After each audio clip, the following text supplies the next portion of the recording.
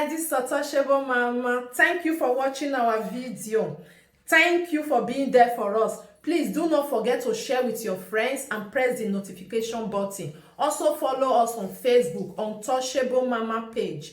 You can also see me on Untouchable Mama backup page. We are there for you. Thank you for being there. Thank you, one love. I appreciate each and everyone. Bye.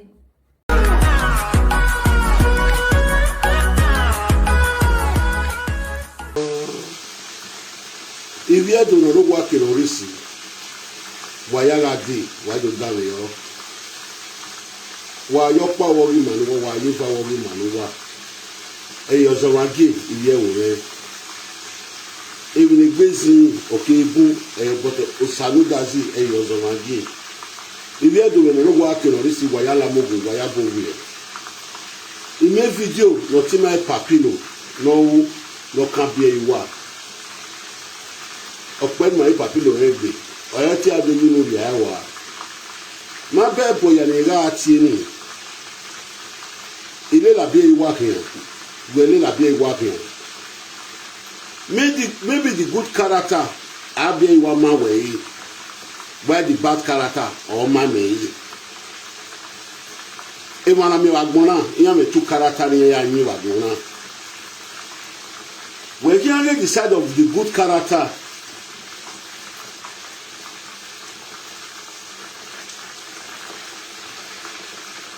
Waga video now.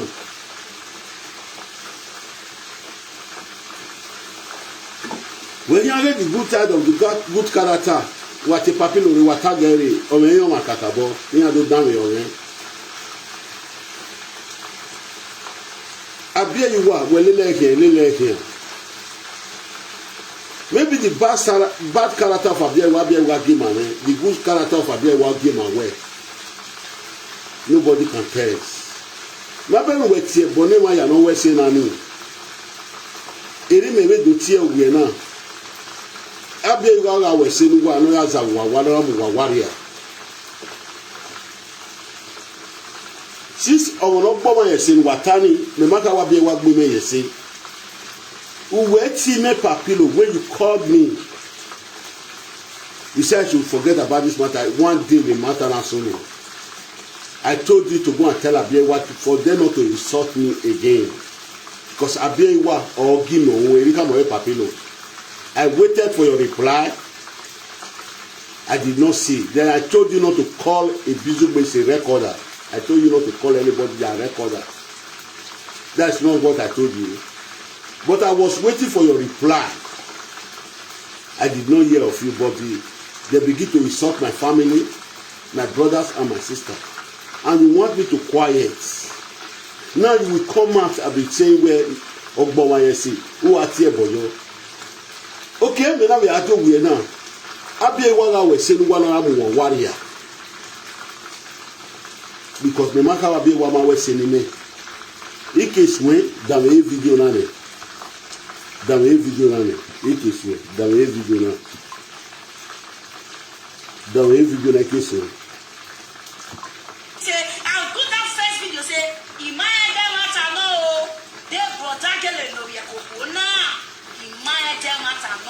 According to how la re do tala na when Abieyuwa pay anything. Ile e potage ono ya kiyego o se yego ma ono mi o mi we mi yego ma ono mi ko mi o se yego na wo yego what the check one time me we yego that for what we go no e potage ka we e woman na go that for e brother mata ma wo mi go no we ono go mo na be pass ono we ono de passport ni na wo ke Wulu when Abieyuwa me na go that yego ya o we go any and wetter, yeah, even if I feel like I set, maybe when I set one. What a Papilo don't do that way. Imanto side the way on now. Example I give you when I can Abieyuwa do, me no lele here. Ili lele here. Ethiopia no me one. No one. Ni go set it low.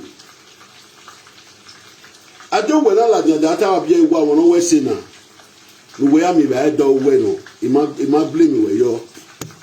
But when my lad Kelly did the matter, Papilo, uwe time papilo uwe time orezo pẹ̀lú ma uwe egbe don me ki we ga Abieyuwa na unu ya ka ma ni ya yi sort me Abieyuwa gi mo hun ni me ya ka ma gbon we e frank e girlfriend yen no we ye give me reply he now waited for 2 days he na ga je ojane gbe me ke boyfriend Abieyuwa ke one of your le gbe ne zo la ya gbe me de na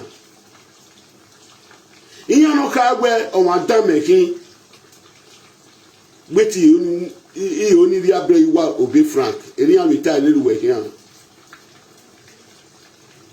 asieme no si emi ya no ezona ya no si eroto o no si Abieyuwa o e no si ezona ya fefe no tavidian o tavidian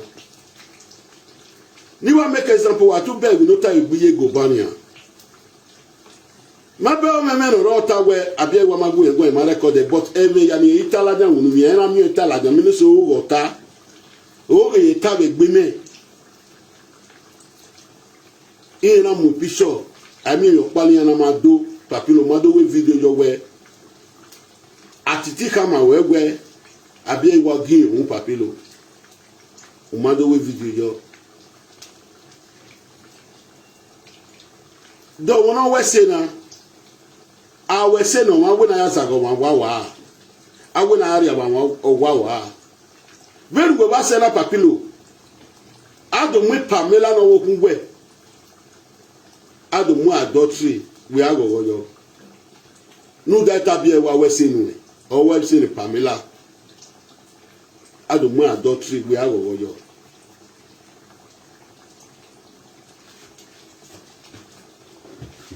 wanna wait more the plan they go.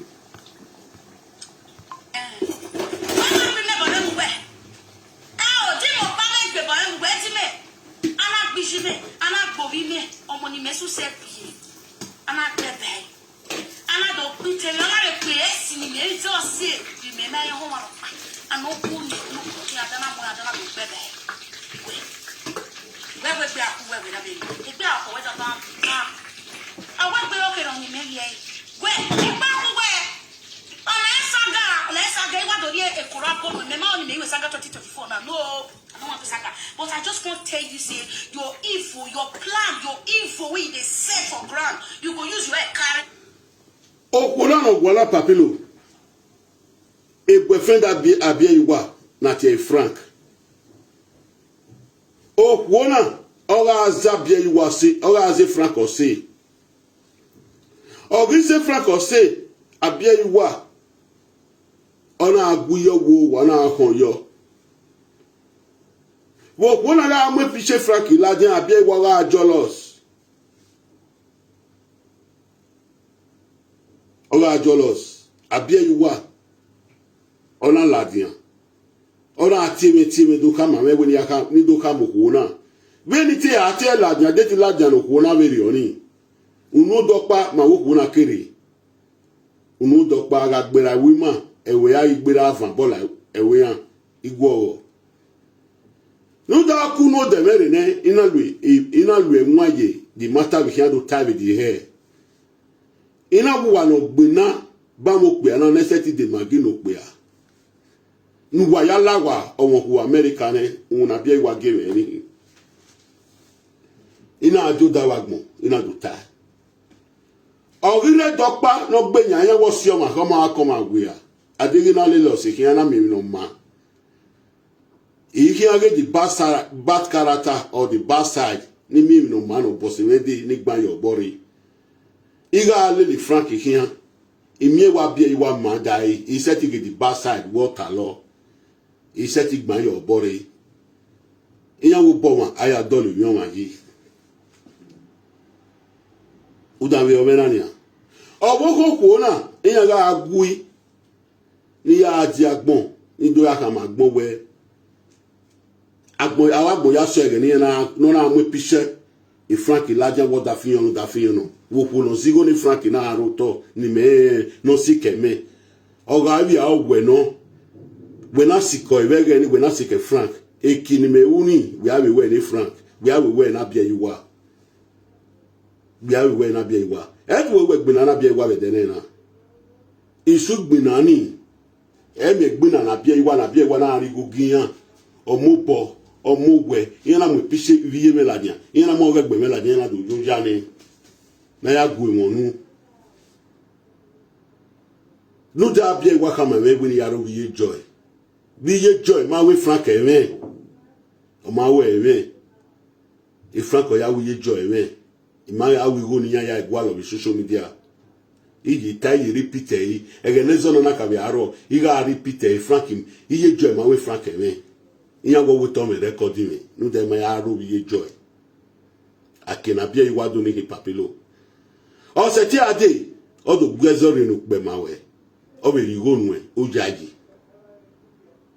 o ga gbezo rinu pe ma we o rigo nu o jaji no de video no unu de unu ati ogbo wa yesi ogbo ma se ese yi e ma ya no we se na ya do turn against you area ya we se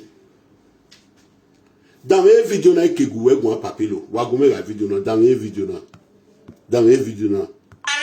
you want use that your hit for money take cause all presenters make them saga yourself because of your nonsense because of your falling your love how you are the what you do oh I say what we just go panic you know why I call it something and now we are here with because why the first day when I do video you know we might have no the boy I'm going to not a man.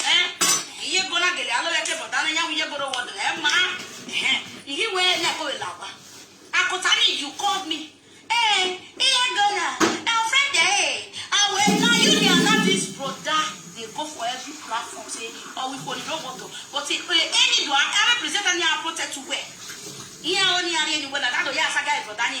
You sleep with married women, you sleep with married women. And now you're married for the common side. All present away daughter to make the conclusion if not with you. Say Becky, this thing you lie. Not be lie. Was set a trap in here where or walk on the water or Lamia here where I feed Becky. Like how you are? How you just feed me? You don't feed me, oh. Because the $200 you sent last time me help you. Oh Wona. Imawe if Frank friendly Becky. You know do come man. Imawe queen. Friendly a Frank, Okuna do Tamame, yeah, we give him away. Or in a man, you go a queen, not take clear with a Frank, not a man will say, are you? Okpa Mayaku. Okay, over the Niauna, you may do with a queen, you Frank. You am with Frankie, you am with Queen, you lie. You way I'm with Queen, you lie, Goume. We are we married to Baba Nima ina we wa mudiane e na call yego na we yego do down yo e amu we line no do down yo e kini ana do when you na we Frankie to say a queen ni ado mo line ni me do we married to Baba ni ya mo yin ni ya se queen ye gbere e me na ka call Franco ni ya gwale me no re Franco no a queen, Abieyuwa yan mo ila me ni wa ga no problem. Iwe ni agigi mi ma we. Ike awon me nwa. Do sa ba ye ma gwe. No we si me seti mu waria.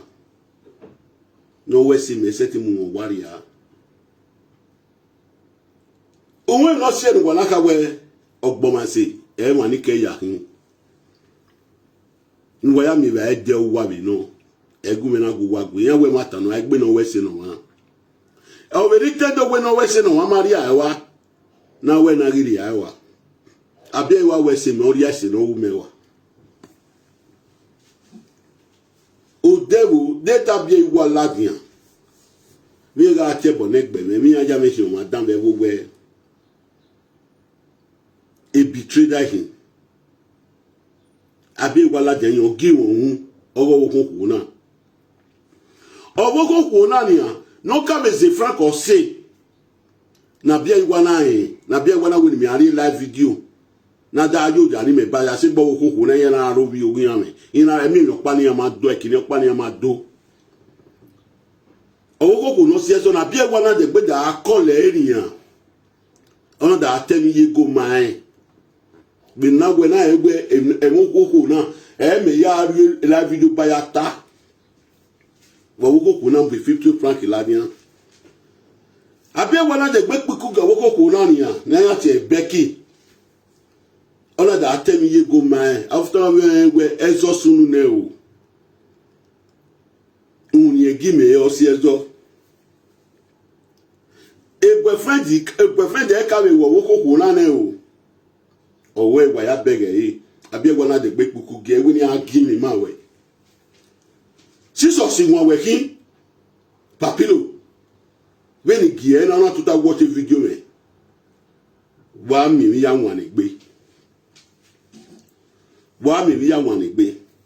ogboko ko na ni na da me mi no tanania after me give me ade da wa gbon ni me do ka ma gbon we no ogboko ko na so da fe Abieyuwa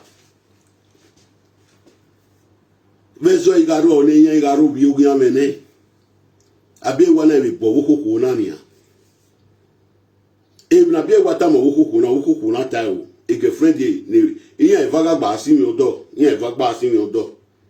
Abieyuwa si mi odo yen na bi asi mi odo down yo Papilo nu wa ya aju nu wa ti e bo oda lo wa wo keke ba mi go no reference we ri no ba ne ala jandegbe ogboma yese but the video ni ye do wo what is enemy e kege ni ya adi where are you nu wari e bo Papilo da me video na nje gbe so won say I'll do that first video say imaje mata no de protect le no ye kokona imaje mata no according to that la re do tala ja we na Abieyuwa ha any money ile e protect olobi kiye ko o se iye ko ma ono mi o mi we mi iye ko ma ono mi ko mi o se iye ko na wo de iye go what the one time me we go that for we gbo no a product kaka where a woman o je brother mata ma we gbo no we na wo mo na be pass ala we on the passport yen na okay bunu we na Abieyuwa me na go that for go we gbo no we any and better there even the kind of feel like I set maybe when I set it one when we me bare we o di mo pa me gbe bare we ti me ana gbisi me ana gbobi me omo ni me so se ana bebe ana do bite me ana le pe esi ni me ti o se ni me me ho wa Papilo an gbegbe o ma jare fun wa benite wa la dia na mi video no woni dege ne no izo aye bo wo zebe first delegation me we webo o me na te trust bodo kumewa nu doni ena we give me my way yan we me kere ta mu memu aga ko se ko kun yi o ni yan we Abieyuwa gba agbina ye ki apa ni me ya ka ma gbon Papilo adam yo me imaka Abieyuwa ma we si me so papa no wani mana gbon ne temata wani mana gbon ne temata wa baga bege mata okeri abunugwa nudigo o ma be ni mana ye new generation prophet Atiti usega asegile owulu won Papilo imaka wa Abieyuwa ma we si me du wana ati eboye o we ati e we ati we so ro no ka wa Abieyuwa we se niyan so pa un Abieyuwa giyan yi eyan ati bon Abieyuwa ba wa be ati e duwe bon wa ti ni du wa gele yen negbe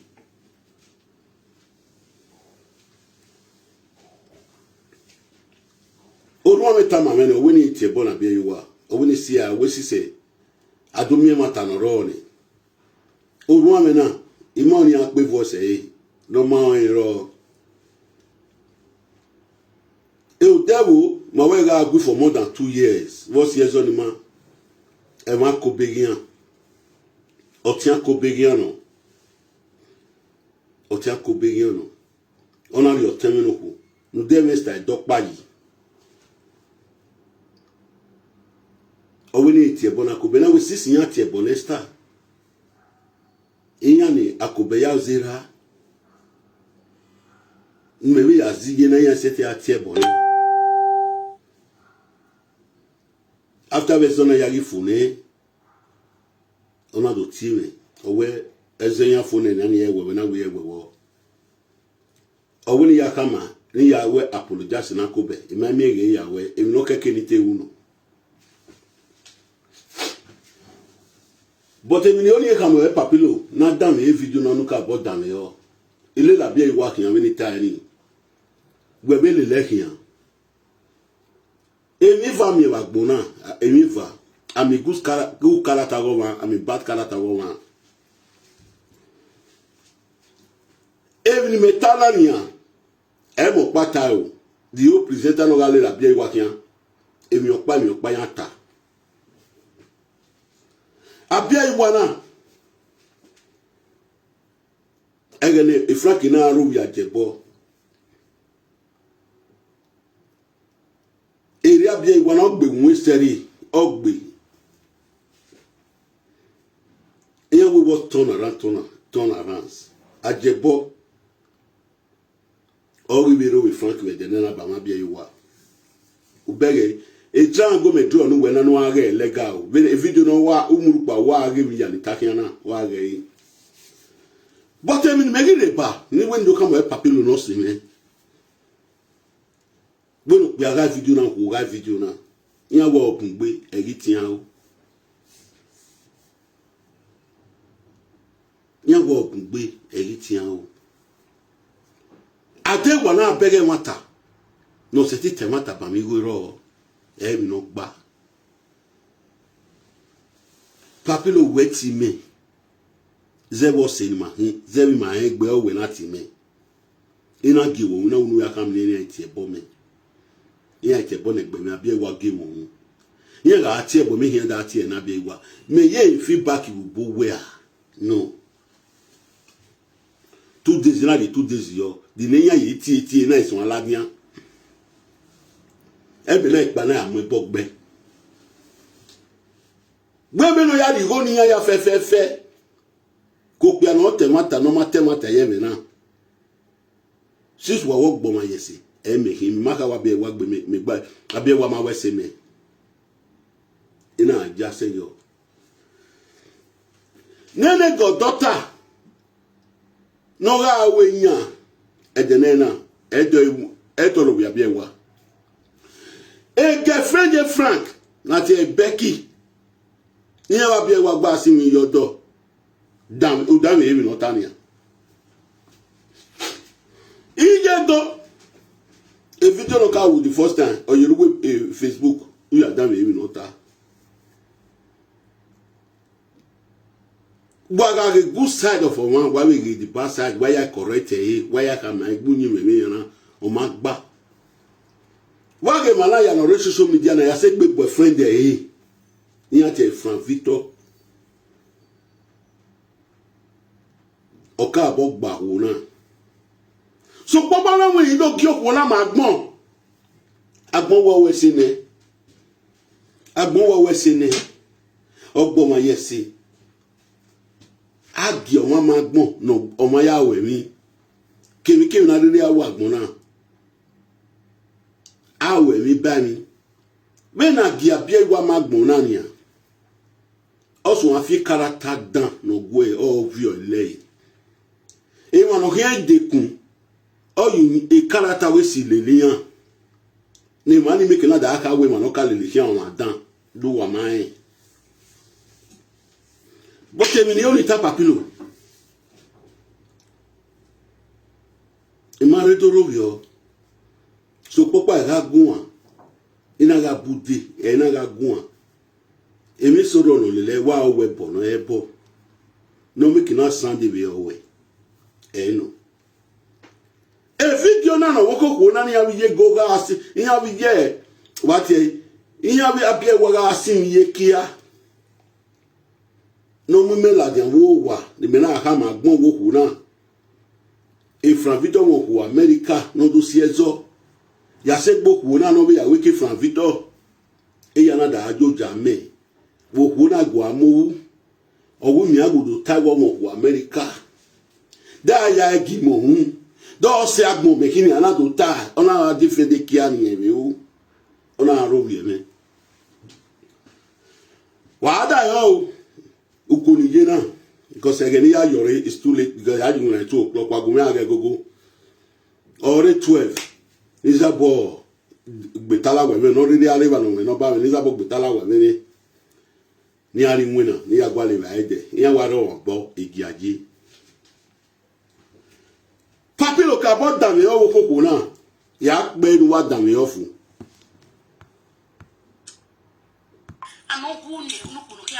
Say, I'll do that first video. Say, Imaya Matano, they brought Angela Loyakona, Imaya Matano, according to Laura Redotala, when Abieyuwa pay any money. Ile Brotage, or Lovia Kigo, or say Yegoma on your near when you go on your home, or say Yego now. Yego, what the Jew? One time, you know, we go that for a week, Bono. A product where a woman about the phone, but I'm not going to wait on a woman of a passing. Oh, you already passport in any and okay. Bunu when I pay women now about the fear go or week Bunu. Any and wetter, they even got to feel like I said, maybe when I said it one. Why not remember everywhere? Oh, Jim or collect the boy, where to me? Anak Bishime, Anak Bovime, or Money Mesu Sepi. Anak bebe. Anak dog bitter, anak best in the very so say, remember your home. I know who knew, look, at another dog. Anyway, even I want one way, we hear no Agbewa, you carry over any. Where am I on the road, Becky? If you have to have a live video with our movie, may one of the picture table like your teme, Yasek Bogime. Edwe gwina na ngwana muju weladia ana mu yesi we nogu ana mu yaladia imi adota we live video Abieyuwa gimo hu even Abieyuwa after ma Abieyuwa igwine niya wa ira mu ebogbe ogun yomene we fi episode we vie yaladia ore youth ore pedi we uwe gwiyo na na we egbe kan ko Abieyuwa uwe guyona we no cassette ne udazi no bo wesi mami yaro gbagui wo hian Bebe we be aku we na be wa egbe akọ we dota awe gbe oke ro ni meri e gwe egbe aku we Let's say what do you a corrupt one? Remember only me with Saga 2024 now. No, I don't want to Saga. But I just want to tell you, say your evil, your plan, your evil way they set for ground. You go use your career. As you want to use that your evil money, take us all presenters. Maybe the Saga yourself because of your nonsense, because of your falling your love. Why not be able to do what you do? Oh, I say what I want to go on banning. You know why I call it Sonny and why we are here with them because why? The first day when I do video, you know, we might have done what I know. The boy, I'm going to not a man. You're going to get a lot of people, and you're going to go to him, ma. You were never a lover. Akotani, you called me. Hey, you're gonna. Our friend, hey. Now you are not this brother. They go for every platform, say, oh, we can look. Oh, no, when you give me ni ya sama gbon we live video no go na da rob ye me Papilo. Oh, wona. All that for is 4,000 euro. For 4,000 euro na. Oda Fabie wana di 4,000 euro no wona. Oh, wona. Abieyuwa gimo uni ya sama gbon. Iya ga agbin na. Ben mi ati aju uni ba du so amu ebogbe. But the man were very in a way, my gedegbe. But the one that are more wicked, ya gimo do se agbomehin ore kuna do ya ro bi me boto ku enoka bot me we oku na Abieyuwa gimo ni me ya ha magbon Abieyuwa na de gbe ya kole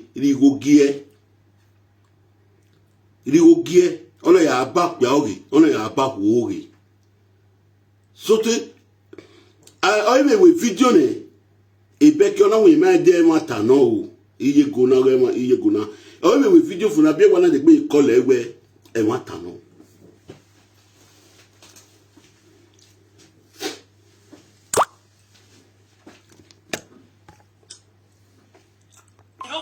but any do I represent any protect to wear. Here only any whether that do ya saga for Daniel. You dey sleep with married women, you dey sleep with married women. And now your mouth for the common side. All present away daughter to make the come talk if not you. Say Becky, this thing you lie. Come lie. Was set a trap in here where or walk on the road or la linia here where I feed Becky. Like how you are. How you don't feed me? You don't feed me, oh. Because the $200 we sent last time me help you. Sagi ye go ya lire.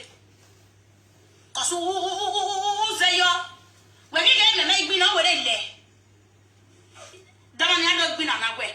Me why? Even we get into a small kicking a bit. You know, they give us one year now. Would you Abieyuwa?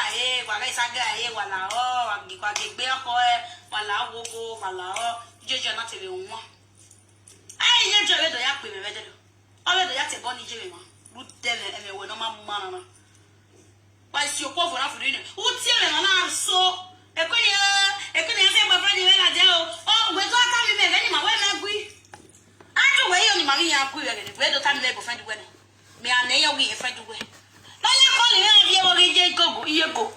Quit that chair, every character, I walk power. Where we here, where we are holding my canny bill. Where we canny? Ebo. I want to do myself. Where America is Europe, dog worry. Where can I work back here now? Kakisari lawyer. Where to do ya with marriage in Europe? Tore, where marriage? A book where we marriage in. Hablo con Festi. Sí. Nos indican que notabas baja velocidad en el vídeo. ¿Por qué? Llamo en relación a un caso que tenemos abierto en la calle Rufino Blanco 11. Sí. Nos dicen que funciona lento el internet, ¿es correcto? Sí, no funciona bien. ¿Pero qué es exactamente lo que sucede, Festi? Pero yo esa y cocina no funciona bien. Yo esa y abaco no funciona bien. Solo salón funciona bien. Es cuando te alejas, ¿se refiere? ¿Ah? ¿Es cuando te alejas, cuando estás lejos del router? No, ese no lejos. Ese no lejos.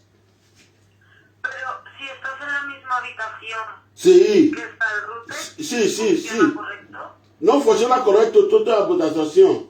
No funciona en cocina. No funciona en baño. No funciona en baco.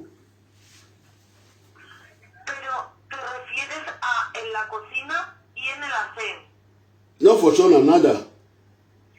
Pero el router, ¿dónde lo tienes instalado? ¿Mm? El router, el aparato del internet. Ahora yo no puedo para hablar. Yo estoy en supermercado comprar. Yo no puedo para hablar ahora. Llámame mañana. A las 2 yo voy a entrar a trabajar. A las 2. ¿A qué hora vas a estar en casa para hacer unas pruebas? A las 9 para mañana a la 1. ¿Mañana a la 1?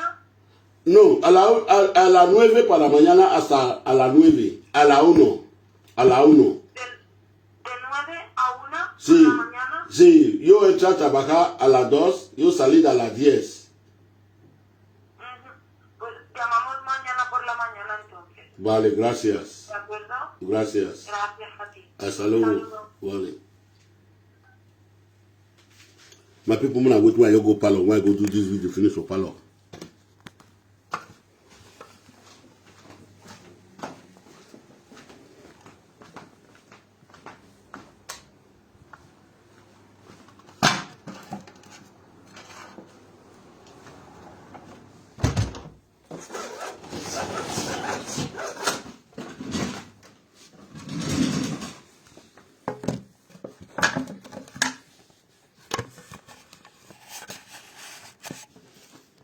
Una no vessel.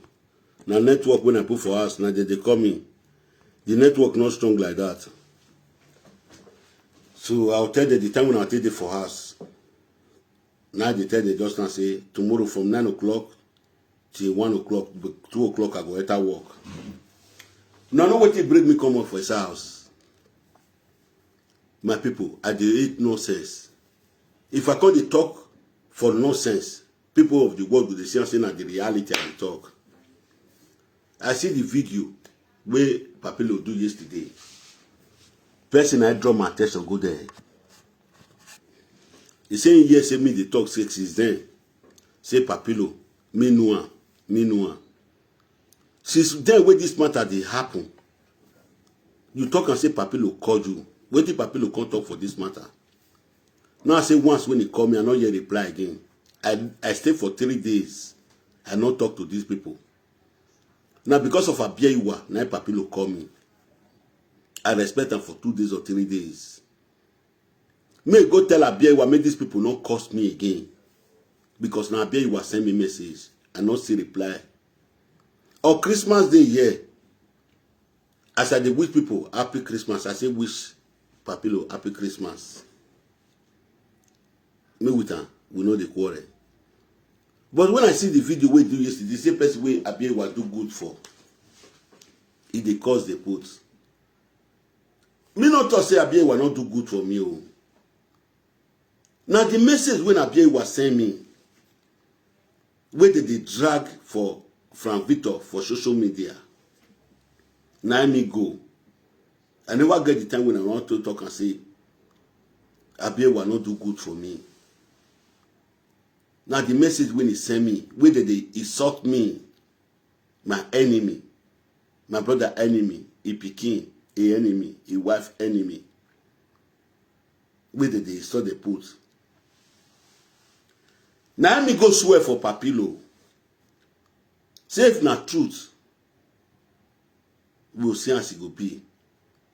Mama I go, if you sleep with husband, another man for outside,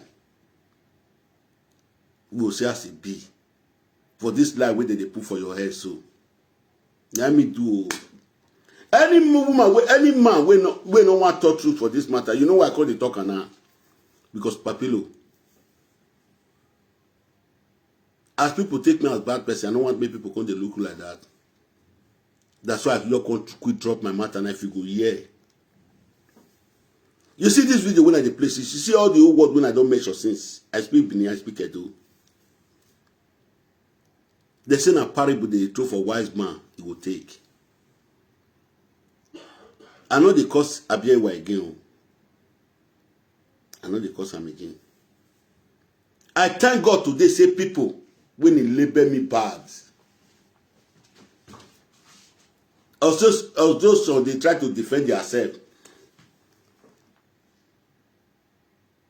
So they thought say they not get recorded. They thought say they get record you. They not say if the record they come out. The whole world will only say waiting with the talk, not truth. Because everybody knows some particular people with the record for year. If you not come judge them for their favor, where you not support them, maybe they give them something.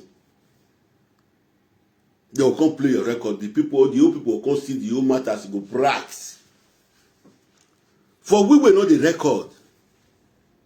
Now this month we take the talk. They know they quit the belief thing. Record come out. Papilo, you be Papa Wala friend.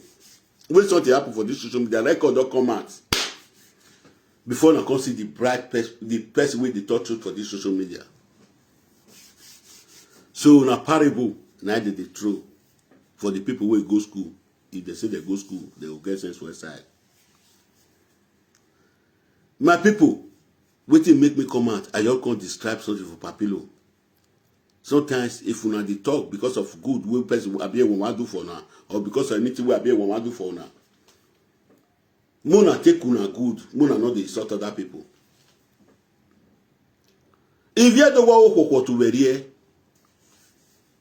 ri owu e enu do ati e boni ma we.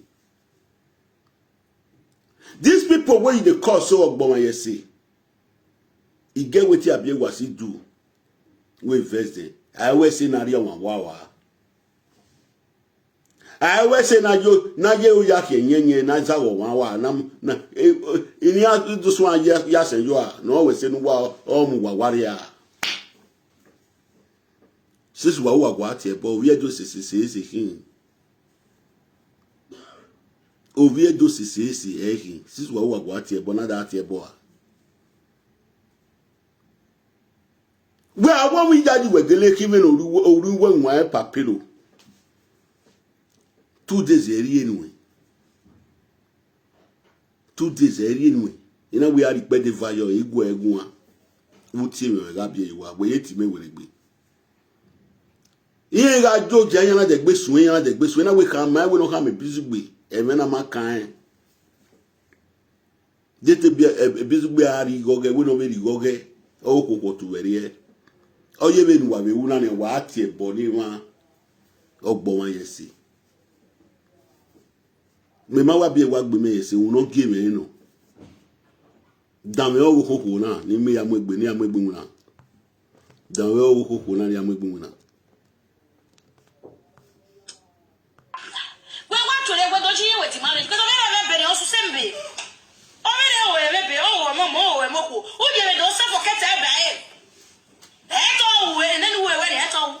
Wo je no ji ko we election throw ni ro aberu wala we ne mi mi atia igabe papa ni ro ni nya e ma eru wala ko baba ma wu ishatro wa hiwo mi ate do rishi do rishi mi o ko for flat ni amati gonji na yi wo ko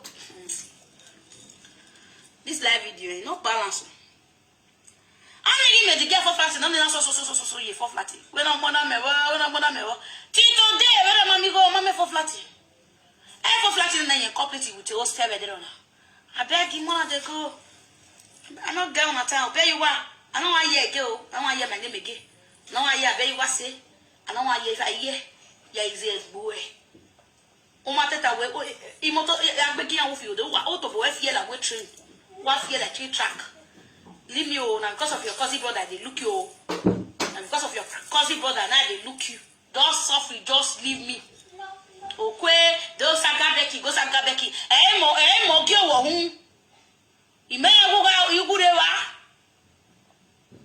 wo jare no dey stand no one bele me dey stand me kala na peji me grow la wo go ba te odo de wo na we o se wade mi ate pe ati ne wade epa ino gba pe ati ya ima no gba e ba ri akia emi ya fe na we me we there you why you collect o if you not collect me I know why this Facebook you go yes if you do not go me wa ya to e me na go ama wa ya gbe me no say na pe video na wa mi na ya so kere daje me po a video go kokoko na me no say na pe yi where I play this woman video Becky I can make a very big reference where people go sit down, they go listen. Now, because of this woman, where they call Becky, now Abieyuwa say, where did they fight? Where Becky they show pictures, say now him get Franco. In don't go Frank, please come back. In don't go Frank, please come back. Who they tell Abieyuwa say, in go Frank? Who they tell Abieyuwa say, Becky go Frank house? Who they tell Abieyuwa say Becky the friend Frank? Where Becky can't tell me. Where Abieyuwa can't tell me. When Abieyuwa can't tell me, now I say I want to go ask Frank. I know ask. Till where he start to carry picture come out. As the carry picture they come out. Now Abieyuwa can't say when I go tell her. Say you get woman for America. You want to go tell and say get woman from America. Now the same thing when he tell me when I go talk. Now I see tech queen talk show, but when me they come, I can't talk and say, una way no fit buy my gift for man. As I bear what they buy my gift for man. Mona at her house. Mona not the fool herself. As I talk that word, Frank come out the next day. He insulted me. After I do and finish, I call Abieyuwa, put Frank for line. I no talk. Abieyuwa say what? Abieyuwa say one rest. The next day, the same thing. Abieyuwa say one rest. He do money for me. Say me or 20 kere no. Well, Maga Abieyuwa, Maga me working mo uno na robi ebe na. Well, Maga me Frank working mo uno me yaga magbo. No na robi ebe. This woman come out. This one wey they talk today say they beat the family, beat the mama, beat the ex-boyfriend, a late boyfriend. When it buy, it the quarrel they put now. But this woman they among when they carry my brother picture carry, he put goat for my neck. Way. After Abieyuwa don't cause quarrel for me with this woman when I don't go to talk for live video now. Say Frank get wife, but he go meet Abieyuwa he can't go meet this woman again. We no say this woman don't confess say 4,000 euros na boyfriend spend for her for a money. Abieyuwa go meet him again. She go they tell her now, may go call give 200 euros, may go meet, go call mama go adultery woman. Papilo, they understand which I try to talk. If my English not clear, I be picking when no go school. Papilo, you know. Papilo, you know me. You know the one when I senior. Usa Bamako wall of Nade for Bamako. You know as my family lines, we know they do bad for our family. Now we say you don't know Papilo. But what I want to tell you, my big bro or my brother, the way now they do something sometimes, una way say that they look auto una know the search on the real truth. If you don't want search on truth, una they do one, una get una favor, una spoil other people image. Una they praise people to get una home, where people will voice their own comments. You know, saying that the people are bad person. Anyway, my people of the world, now very short video, as I did for kitchen just now. Now I say when I drop this video, when I prepare food, when I carry go work. Nya wa say na yawo I too like wa. Na ma keke de na ayo bo. If they say who be presenter will bring your picture come out for live video, and I may be the first person when they bring and come out. When I see the character. Because if they praise person, may to eat or may to feed your belly, you know they praise them for the good. You know they praise them for the betterness. I know say you can't sing tomorrow now. Say you want to sing, they throw party before me. You will hear. You see all the old people, almost 6 people, where my mind go follow Waka. If they claim they can't, the husband, then I go be 7. The day when you the Lord of call okay, when I say this woman see talk lie, he see talk lie. The day when you the Lord of call as this woman talk like this for life, he see talk lie to the Lord of that day.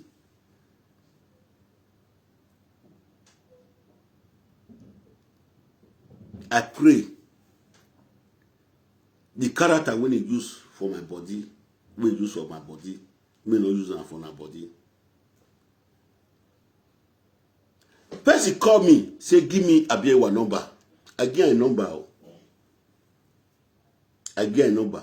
After 2 weeks, the person they do video say Ogboma yesi, Ogboma yesi, Ogboma yesi. But waiting the person can't do one. You know reach half of the one we may do one. So Papilo no say me, Loué kakabo, Loué. So that's why I drop the video reach. When they pray, may person will do good for us, not spoil our house. If person will do good for you, spoil your house. Ema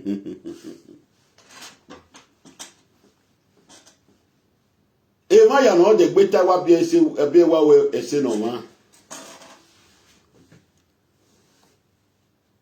doubt wagwali yobo or to wagwalo wa. Ego wuge mi ame wakiai. When wana bege mata aru ni aru sete mo popa.